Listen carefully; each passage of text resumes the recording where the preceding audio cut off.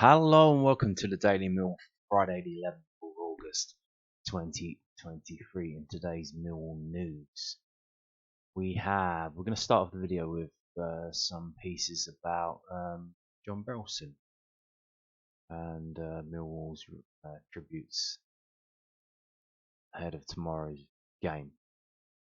This is from the Mirror.co.uk, national newspaper. Millwall prepare to pay tribute to one-of-a-kind John Berylson with special send-off. Millwall Football Club will pay tribute to their late owner and chairman John Berylson on Saturday when they host Bristol City in their first home league game of the season. Millwall fans and staff will come together on Saturday to pay tribute to one of their own, John Berylson. The Lions' beloved late owner and chairman tragically passed away aged 70 on July the 4th following a road accident in his native Massachusetts. News of Berylson's passing rocked the club to its very core. The bond between Berylson and the Lions was far stronger than the average relationship between club and owner in an era where the majority of teams have found themselves at the behest of chancellors and charlatans. Berylson was everything a football club owner should be and more. That point is hammered home by Millwall Chief Executive Steve Kavanaghs, who was the last person to speak to Berylson for his tragic accident. John set himself apart. He was unique, Kavanaghs told Mirror Football in the build-up to Saturday's tribute to Berylson, which will take place before the match against Bristol City. He adored the fans. He had a real phenomenal understanding with them. He was a man of the people, and I think the fans appreciated that. He made himself one of them.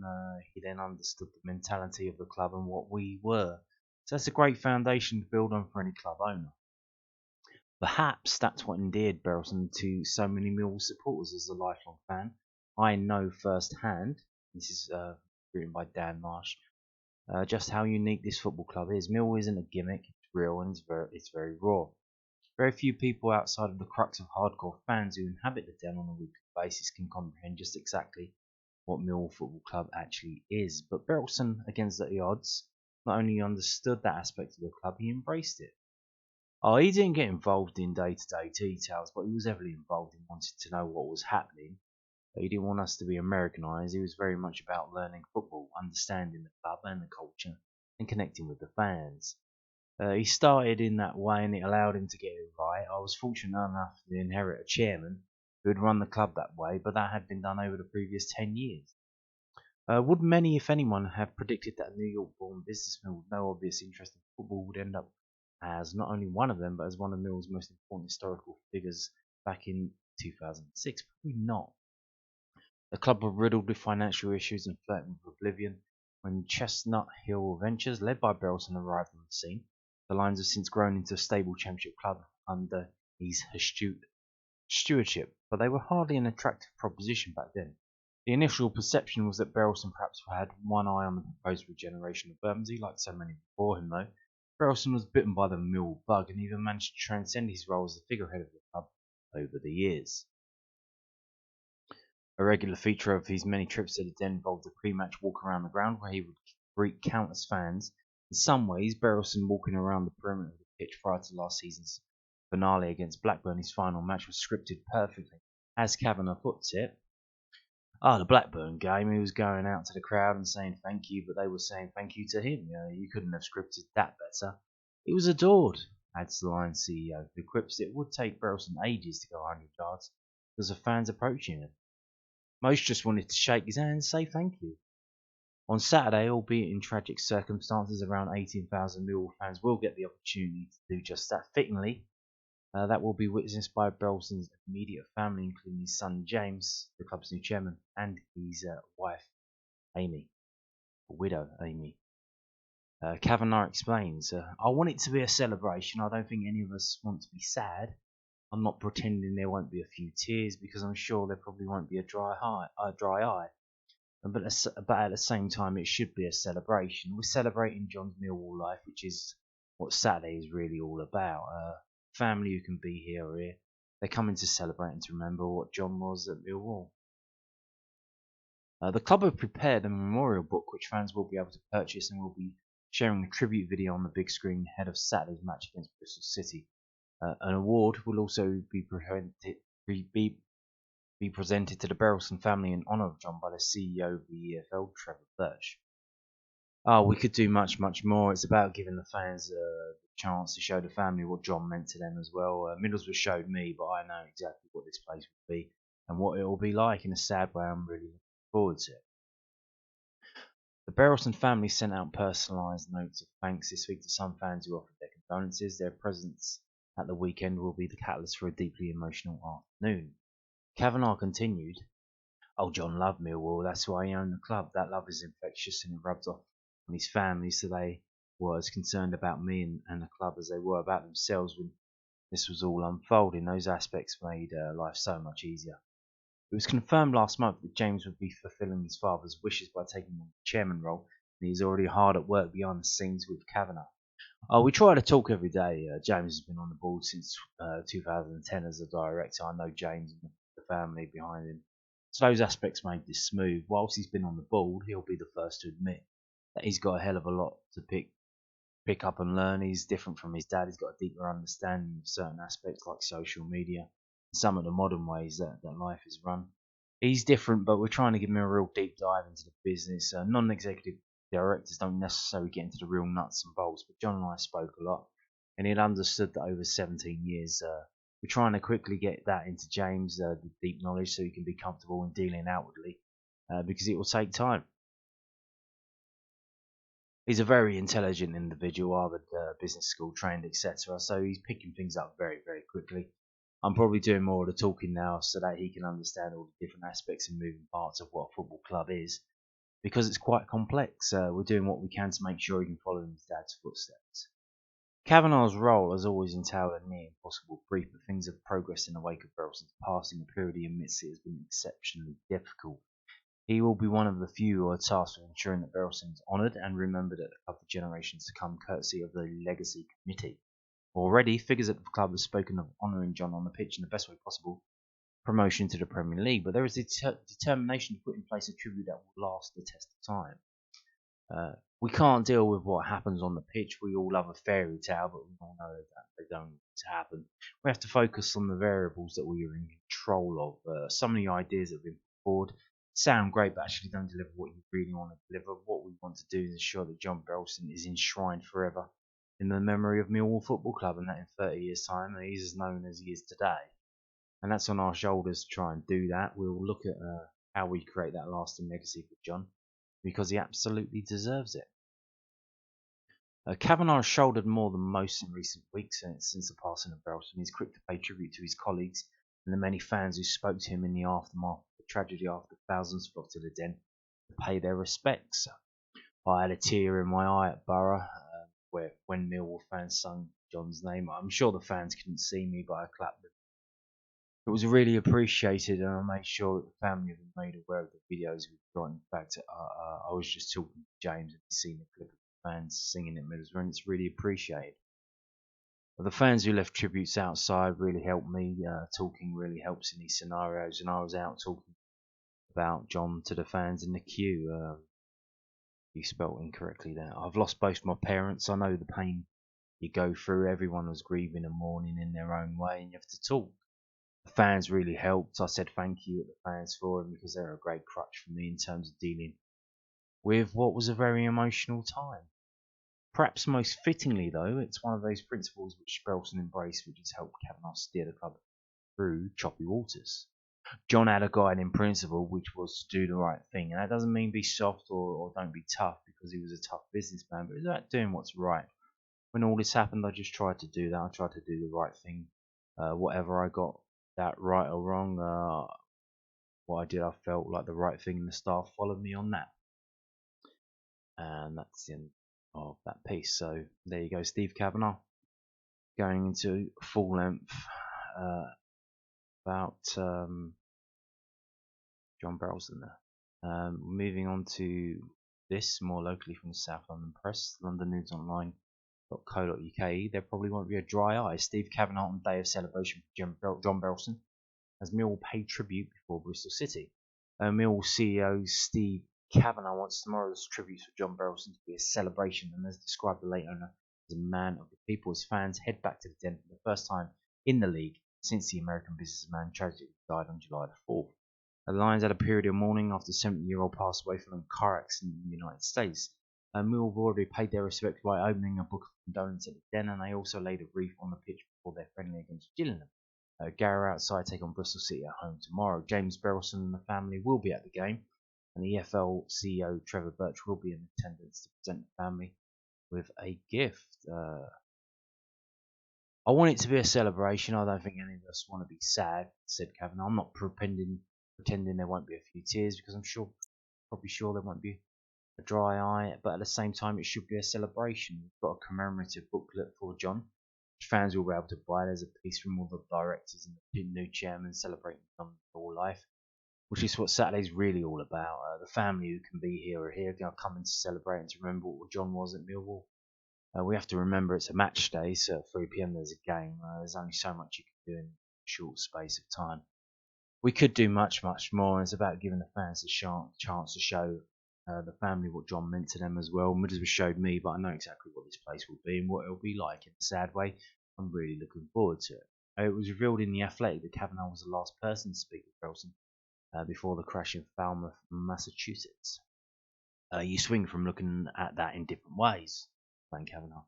I know he was driving to golf, which is one of the things he loved doing, and I know he was talking about Millwall, which is another thing he loved doing. And you look at that and you know he was in a good place before he sadly passed. You can go another way on that, but then you get too deep, so you focus on the positives. I have a bit of pride in that. Yeah, I was the last person to speak to him, and that's tough, but I also I know he was doing what he loves. The Lions kicked off their championship season with a 1-0 win at Middlesbrough. The Mill fans singing Berylson's name following the full-time whistle after the remaining essays a late winner. I had a tear in my eye at Borough, Kavanagh. It was good. I'm sure the fans couldn't see me, but I clapped in. It was really appreciated. And I made sure the family were made aware that I think these are quotes from the same story. Kavanagh penned an emotional message to the Mill fans following Berylson's death, calling the former owner the best chairman of any club in the country and the best owner he had worked with. John set himself apart. He was unique, added Kavanagh in his office overlooking the entrance of the Den. He adored the fans and he had a real phenomenal understanding with them. He was a man of the people, and I think the fans appreciated that. He made himself one of them. He then understood the mentality of the club and what we were. So that's a great foundation to build on for any club owner, and actually support the club and the way he went about running the club. It set him apart. He didn't get involved in day-to-day details, but he was heavily involved in wanting to know what was happening. He didn't want us to be Americanised. It was very much about learning football, understanding the club, and culture, and connecting the fans. He started in that way, and it allowed him to get it right.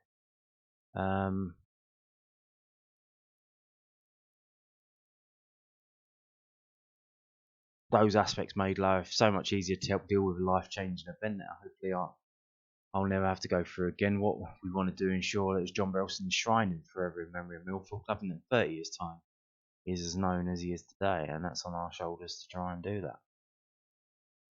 So yeah, most of that's from that same mirror story, I think.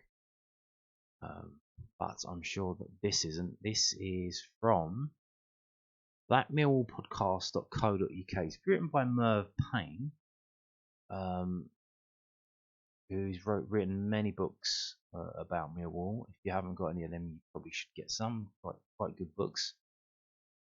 A day to celebrate the Millwall that John Berylson built. Exactly, like the Millwall that we see today is as a result of John Berylson. He built it. If it wasn't for him, where would we be? Would we still be in League One? Would we down in League Two? Would we even be at the Den? Would we have been kicked out by Lewisham? Where would we be playing? So there you go. This could have went a whole different way without the intervention of this great man, John Berylson. So here we go. As a kid, for me, the football season didn't really start until the first league match. Then the Charity Shield never appealed, nor the League Cup first round, first leg. Anyone remember that? Yeah, it used to be two-legged. If our first league game was away, it was always a little disappointing. But come that opener at the Den, you knew you could usually guarantee a special, almost party atmosphere, even if it sometimes quickly dissipated by the match or earlier. This season is no different. It's a season like no other. Once again, We've seen the team strengthen through the summer, which always adds to the excitement and anticipation of the campaign start. This time, however, that anticipation is bittersweet. The opening match of the Den isn't just the first opportunity to see our team in championship action for the first time, it's much more than that. It's an opportunity to pay our respects to an amazing owner and chairman, John Berylson. Since the tragic news broke almost 6 weeks ago, there have been thousands of tributes paid by Millwall supporters right across the globe. First opportunity they had to do it together was in the friendly at Gillingham. This Saturday, the entire club has the chance to reflect and remember and say thank you. Since John Berylson took over the club back in 2007, there's been an almost constant upward trajectory in Millwall Football Club's fortune. Sure, there have been setbacks along the way, but it's how the club reacted to those setbacks truly sets these last 16 years apart, in my opinion. Any other spell in the history of the club, looking back to 2007, at one point the club was staring League Two football in the face. Since then, we've enjoyed 5 trips to Wembley, 4 in playoff finals when we hadn't even managed to win a playoff tie before, an FA Cup semi-final at the National Stadium, and 2 quarter-finals. 2 of those playoff finals were of course triumphant, but the way they were achieved is the real difference, coming off the back of final heartache the season before. As Millwall supporters, we have become accustomed to coming close to glory, having it snatched away from us. Relegation almost always meant at least 5 or 6 seasons of decline and change of ownership. Uncertainty for many years was our only certainty. That will change when John Berylson took over. His never say die attitude mirrored that of the Lions fans. A man with a background that couldn't be more different to that of the club he took to his heart quickly became one of our own. In the past, we were used to being deserted when the going got tough, and John Berylson just got tougher. And with him, Millwall did too. It's not just about what happens on the pitch either. How many times have we seen our star players sold off before they had the chance to bloom? See a mass exodus after relegation, or be told that we'd have to sell before we could buy. Those days seem a long way back in the past now. That Millwall, the Millwall that John Berylson has built, is stable, secure, and just keeps getting on stronger and stronger. Not just because he supported us financially, he also supported us with his heart and soul. So wherever you are, as 3 p.m. approaches this Saturday, take a moment to think about the Millwall that John Berylson built. Think about Neil Harris scoring it then against Leeds in 2009 to give us our first ever playoff win. Think about Jimmy Abdu's goal that got us to the final at Ellen Road. Think about Gary Alexander's wonderful goal at Wembley and how we shrugged off the disappointment of that day to return the next year when our own Paul Robson scored in both semi-final and final to help us win promotion.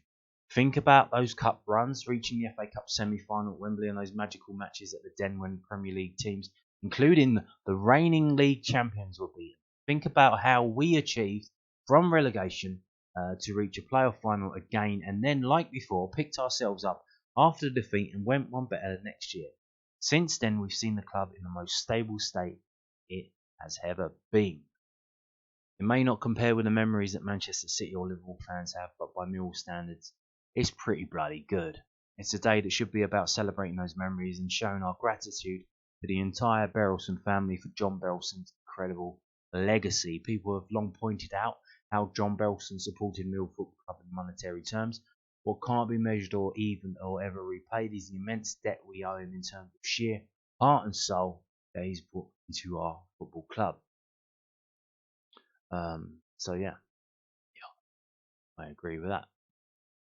Merv Payne, if you don't know who Merv Payne is an author who's written 6 books about Millwall Club. The first covered the Lions' promotion to the First Division in 1988, and he's semi in the American soul, autobiographic, because my dad does. A Natural High tells the story of the club's only spell in the top flight.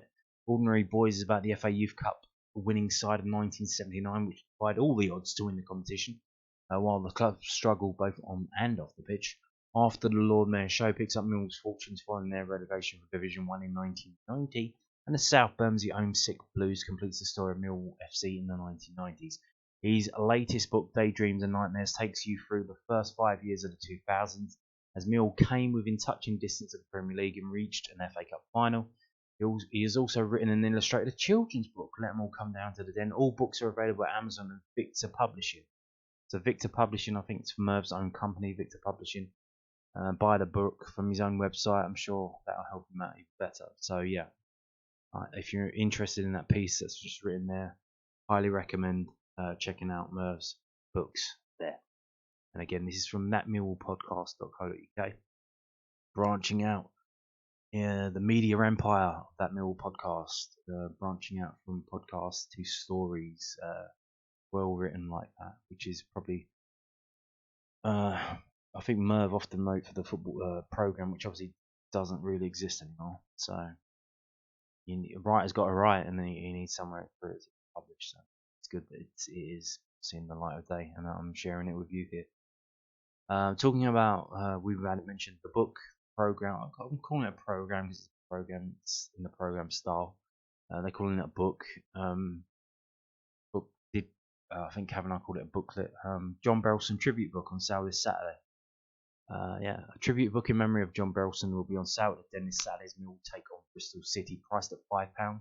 Supporters are able to pay more should they wish to do so, with all profits from the sale going to the John Berylson Legacy Fund. This 116-page A4 edition includes tributes from James Berylson, Steve Kavanaghs, Gary Rowett, and the Lions Board of Directors, whilst a host of current and former Mill personalities such as Shaun Hutchinson, Danny McNamara, Jake Cooper, George Saville, Steve Morrison, Neil Harris, Tony Craig, Alan Dunn, and many more pen their thoughts on the former chairman.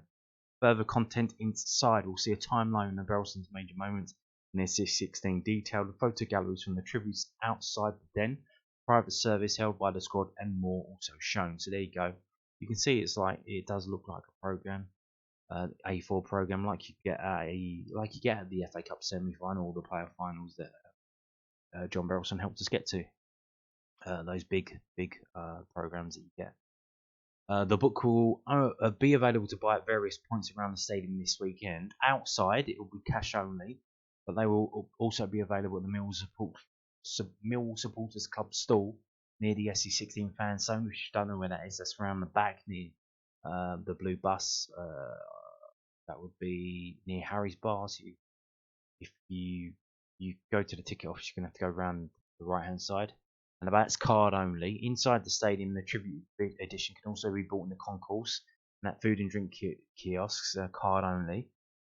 With it also available to buy in all hospitality areas, including the executive properties, and also in Harry's Bar, and that's card only.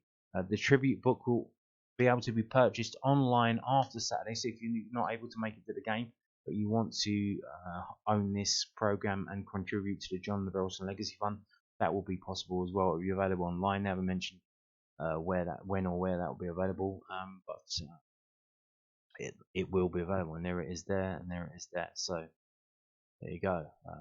Sure, a lot of hard work has gone into that, and it's nice to see a program game, especially for such a special occasion. So there you go. Now, making a slight detour before we get back to that Bristol City game, the actual football game. Here we go again. Rangers apparently after Jake Cooper again. This is the latest thing by the clickbait websites. This is from footballinsider247.com. I think is it an exclusive from them? Yeah, it's an exclusive. So that means they were the first one to make it up. But Football Insider, they've got a few things correct recently. They told us about the Leeds loans that were going to happen before they happened last season. So Rangers have set their sights on signing Millwall defender Jake Cooper. Sources have told Insider Cooper, 28, is entering the final year of his contract. Then could be signed for a cut price fee. Rangers have held a long-term interest in the Reading man, and that has intensified in recent days with contact made over a potential deal. They submitted a £3 million bid for him as long ago as summer of 2018. So when he had a long contract, it was £3 million. So what are they offering now?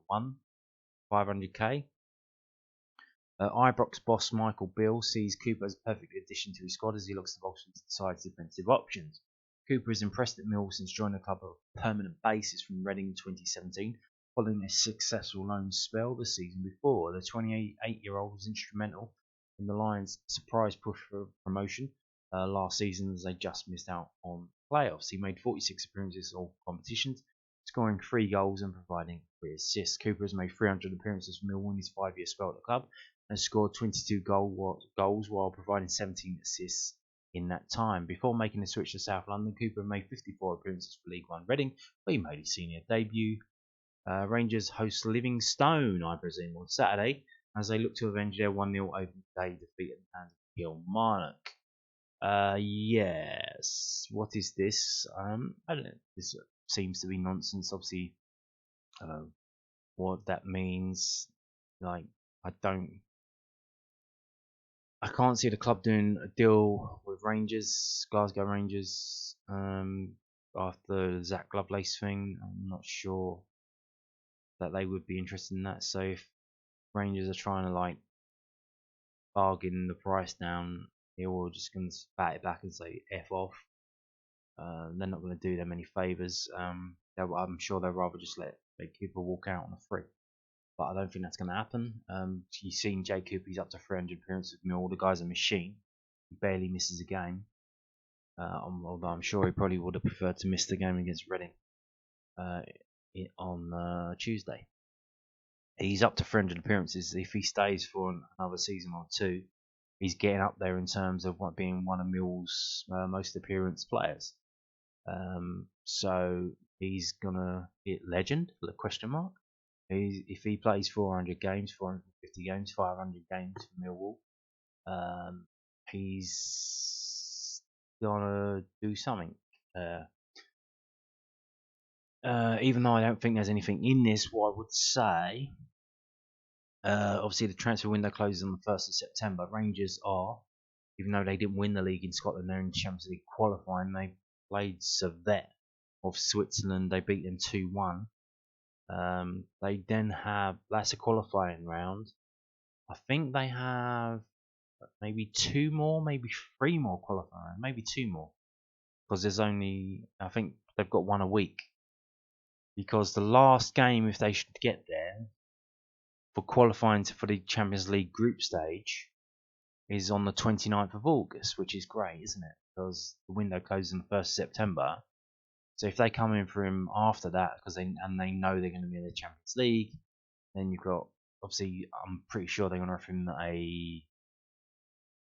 if they offer him more money, they offer him Champions League football, at least 6 games in the Champions League, a chance to compete and win a trophy, and then maybe playing the Champions League next season as well.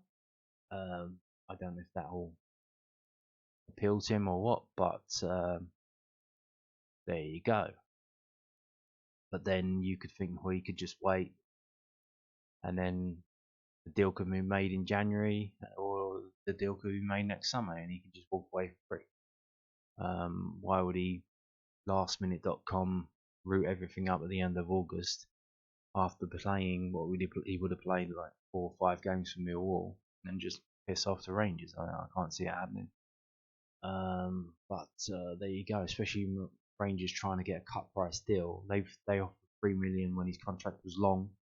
What are they offering now? It's certainly not going to be that much. And Millwall, why would Millwall take that deal? So it doesn't make any sense. If they want him, if you want him now, pay the deal money you need to pay to get him now. So yeah, here we go again with that. Now this is probably just leverage because obviously Jake Cooper's in talks with Millwall, so he probably wants a pay rise from Millwall because he's 28 years old and this is going to be his last big contract. So in order to get that, he needs to, or his agent needs to create the illusion of competition for Jake's signature. Even if Jake wants to stay at Millwall and he loves it in Millwall, I'm certainly sure he wants to get a pay rise. I'm sure we all do. There's like half the country's on strike now because they want 35% pay rises. So yeah, I'm sure it's just agent trying to get more money out of Millwall. So we'll see about that.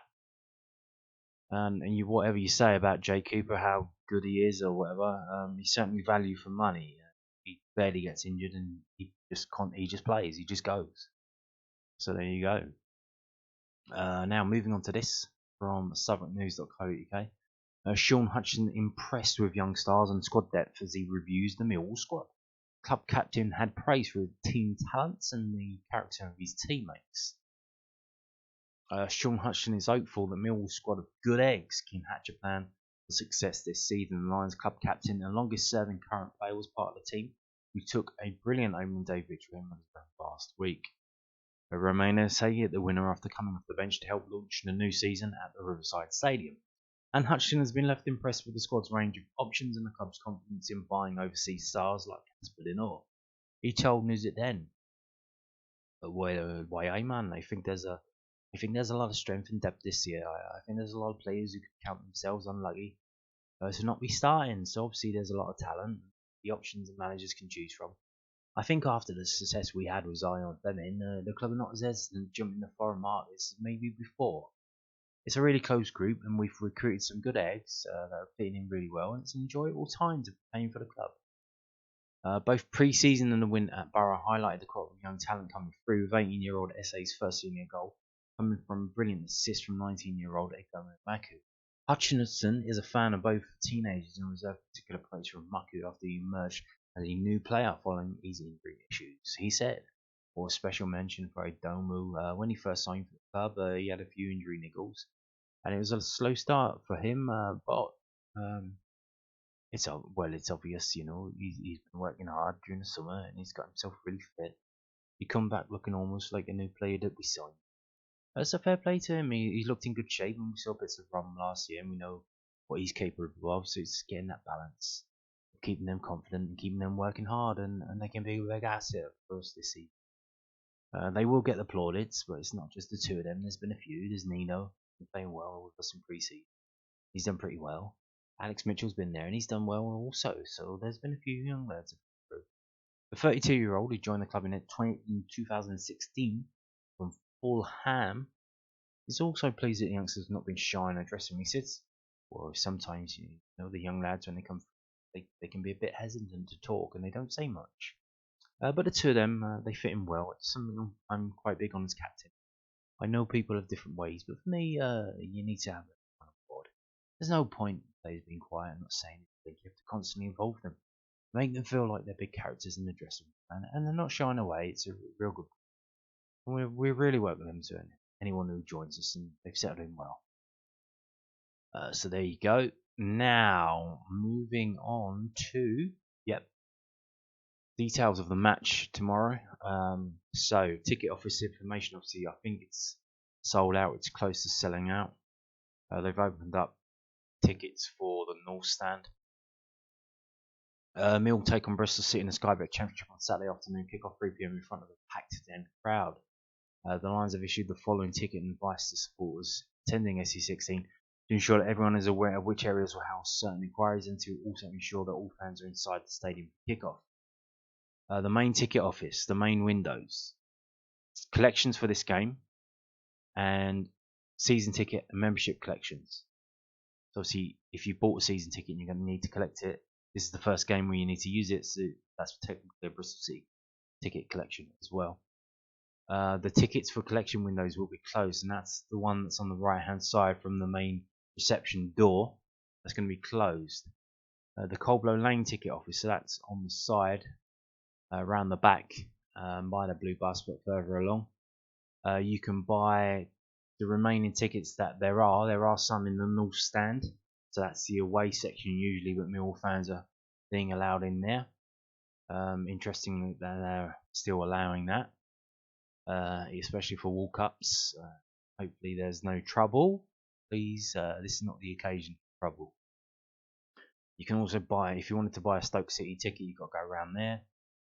If you wanted to buy Norwich City away, which they've just announced they've sold out their initial allocation and they've been given more, so there are more Norwich City tickets available as purchases and collections, and you can also collect your season ticket and membership from there. I don't know how that works. How are they collecting from both ticket offices? Is someone going to run from one to the other, it's there, and then pick it up and bring it back? I'm not sure how that's working. The ticket office will be open from 10 a.m. Supporters are strongly advised to arrive early to collect their ticket and prevent lengthy queues before kick-off. Fans are also asked to take the seats early as Millwall Football Club pay tribute to the late John Berylson before the action gets underway. Indeed. So, the match sponsors. Saturday's match sponsors, remember John Berylson. Saturday's match sponsors are PLP Fire Protection, and they changed to the regular promo game in. PLP would like to use the opportunity to pay tribute to John Berylson. Remembering JB forever line. Football isn't just about goals, it's about the moments that connect us. The people who shaped the game beyond the pitch. John Berylson, a true Millwall legend, recently left us under heartbreaking circumstances, but as we gather for John's memorial game, we celebrate the life of the man. He was more than chairman, he was the heart and soul of Millwall Football Club. John's legacy goes far beyond wins and losses. He was the guiding light through tough times, steering the club with unwavering dedication. His love for Millwall was infectious. He turned the team into a family, proving that unity can overcome any challenge. He would speak to fans, make time for them, remind everyone that they were part of something special. His impact wasn't confined to the club. It stretched across the UK football landscape. Rival clubs reflected him for his integrity and wisdom. Now, as James Berylson steps into his father's shoes, he continues this extraordinary legacy. This memorial game isn't just a match, it's a reminder of the unbreakable bond between generations, of the passion that never fades. JB's memory lives on through the laughter and cheers, through the spirit of the game that he cherished. His legacy is etched into Mill FC's story and the hearts of the fans. So as we gather to celebrate JB's life, let's remember that even in sadness, there's a unifying power in the game we all love. PLP Fire Protection are extremely proud and honoured to sponsor JB's memorial game. Come 3 PM on Saturday, we will, with every Millwall fan, stand shoulder to shoulder with the Berylson family and pay our respects to a true gentleman, a family man, a fan, friend, and a Millwall legend. To my fellow Millwall fans, let's do what we do best and raise the roof of the Den on Saturday and give JB the send-off he deserves. Rest in peace, JB. Your memory will live on. Thanks for the memories. And then you can see here quotes that quote's from PLP Fire Team. JB, when times were tough, you stuck with us. We will always be grateful for your support to the club and the good times we have been lucky enough to witness. Thank you. Box 29.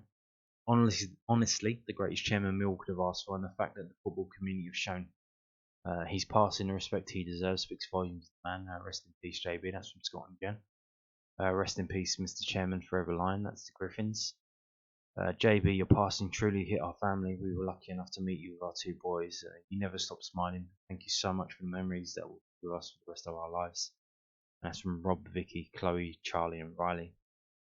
And thank you all for what you've done for our great club. You will be truly missed by us all. The Lions legend JB. That's from John and Reese, I'm sure. I think they're all probably connected with the PLP Fire Team. So there you go. The match sponsors paying respects, rather than telling you about their company. Normally they'll tell you about their company, the services they provide, but they're using their platform to remember John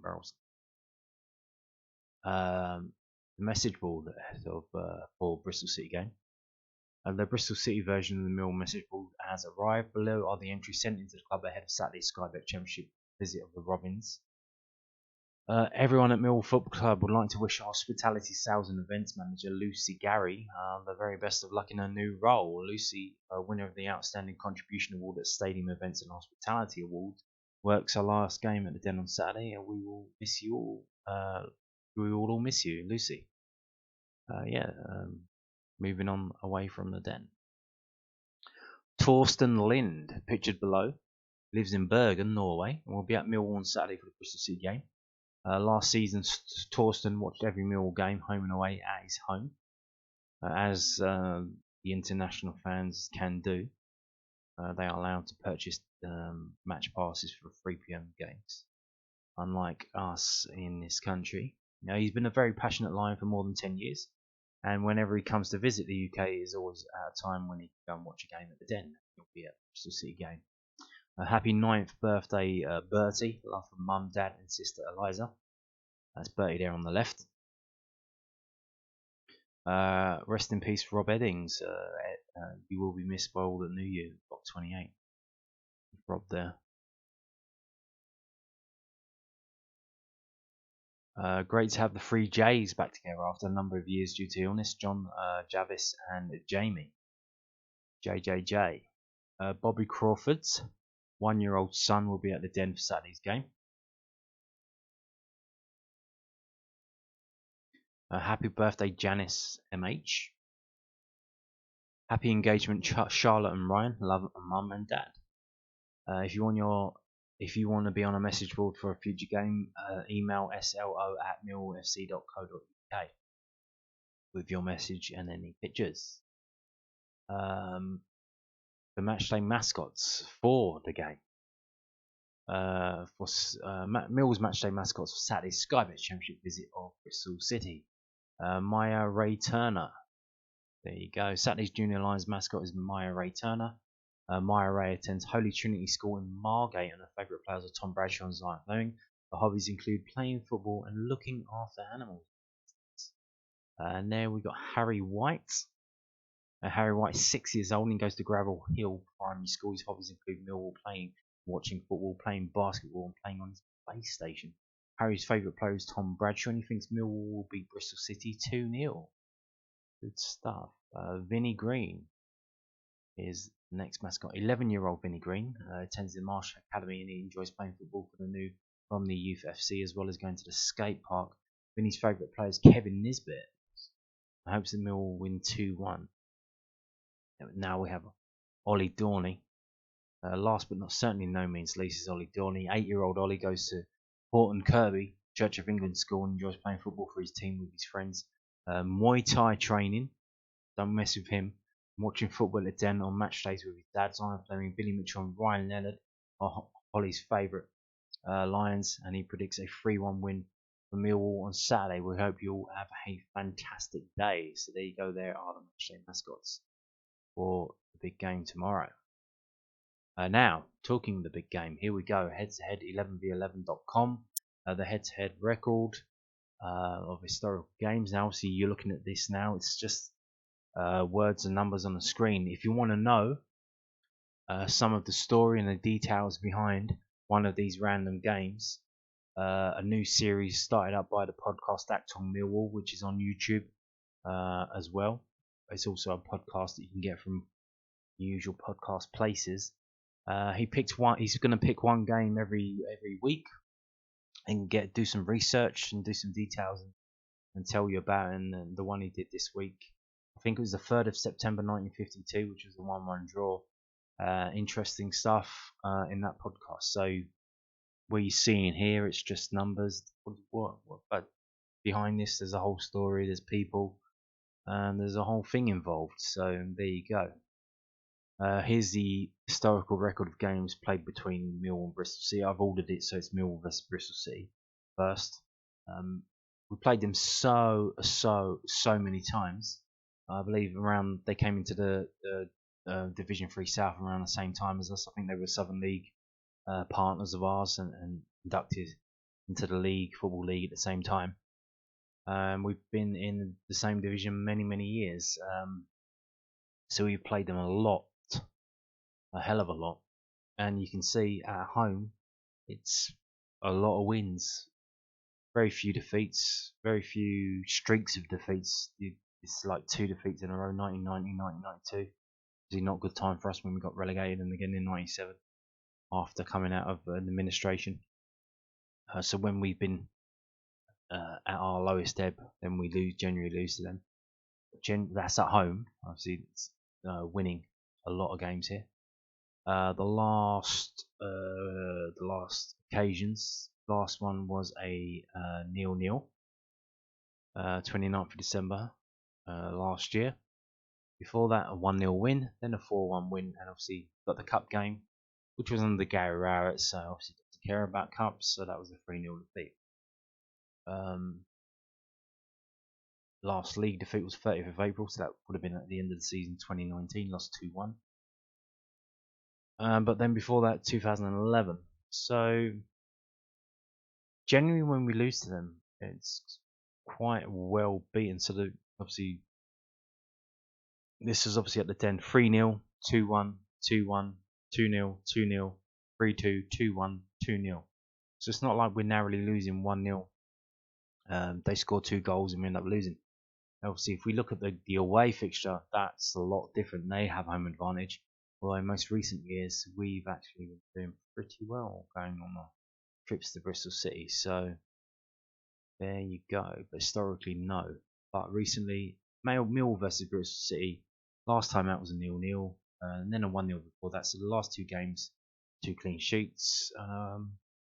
Before that, a thumping 4-1 win, which is quite weirdly a regular occurrence in 2000. March 2000, obviously, when we got last time we won a league, we won 4-1. 1992, we won 4-1. Some big scores over the years. 1962, we won 4-2. Another 4-1, 1948. 1949, 3-1, and 5-3. So here's a game where we can run up the score. But generally, this is a game that goes in our favour. Now, if we could move on to whoscored.com, and if we look at most recently, so if we switch this to home and away, the last 6 games, you can see pretty even actually, pretty even. So we've won 2, we've drawn 2, we've lost 2, and both teams have only scored 7 goals in those 6 games, which is a bit slim pickings, isn't it?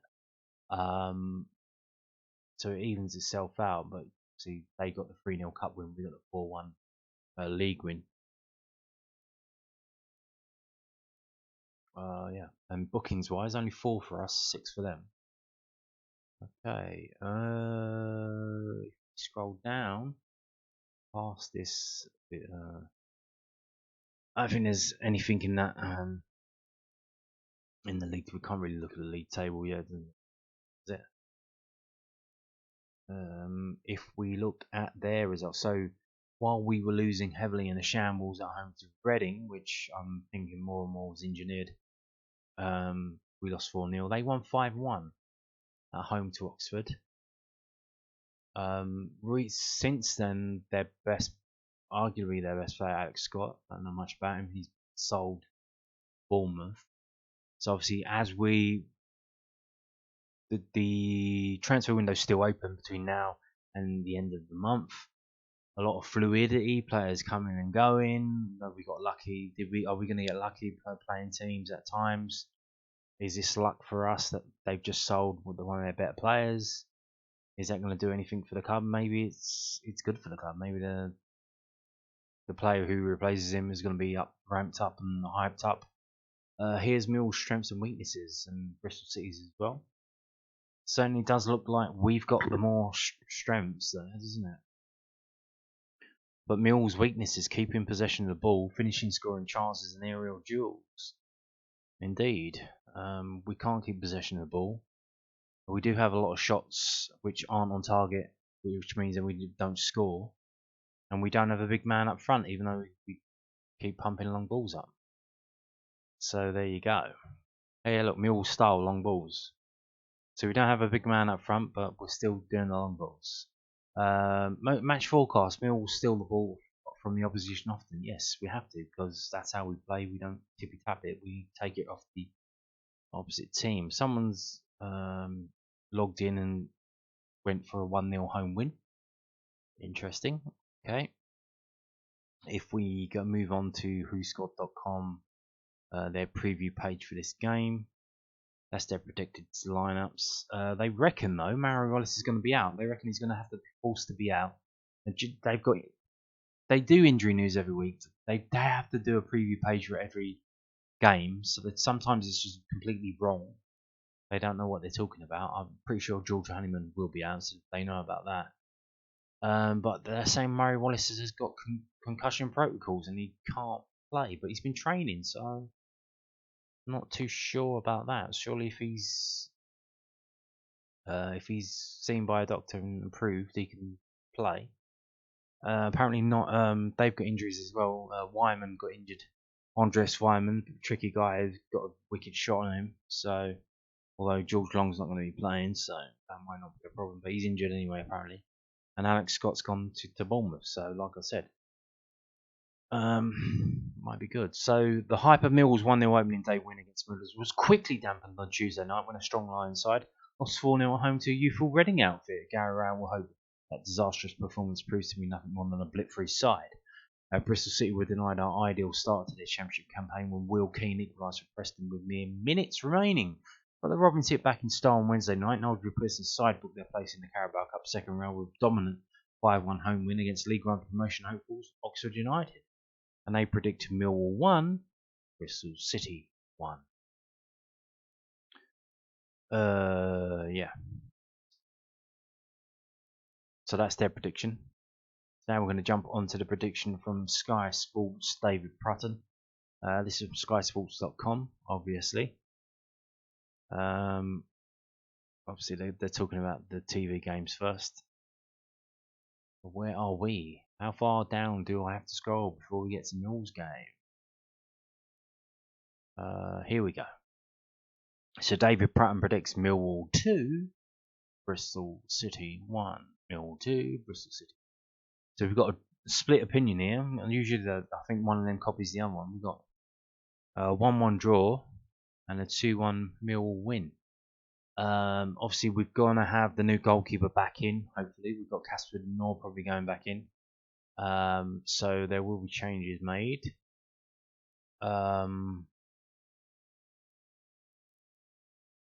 If the new goal, I think the new goal, I haven't seen much of him yet, but he seems to be a pretty decent player. So I think a clean sheet's on the cards, which is neither of them predicted a clean sheet. If we look through, so obviously the last 2 games against Bristol City we kept clean sheets. I think they've been struggling in terms of goals. So they scored 5 against Oxford. What does that mean? Does that mean Bristol City are good and maybe Oxford this year? Obviously Oxford are trying to sign Tyler Burry, so there you go. Yeah, I think we're going to keep a clean sheet at least. So you're looking at 0-0. I think obviously Kevin Nisbet is a goal machine. He didn't score in the last game, even though he had the chances. You got to think he's going to be up. He's going to be super fine tuned for this game because he's a top striker, and he scores goals. And yeah, people often talk about 1 in 4, 1 in 3, a player that can score 1 in 3, 1 in 4, 1 in 2. So he's due to score. I think it's going to be in this game. I don't know if this is hubris. I'm going to go Millwall 3, Bristol City 0, Kevin Nisbet hat-trick. Why not? Why not? We got the 2 top players signed this summer. Goalkeeper keeping a clean sheet and the striker scoring a hat-trick. So there we go. Millwall 3, Bristol City 0. And on that note, thank you for watching and goodbye.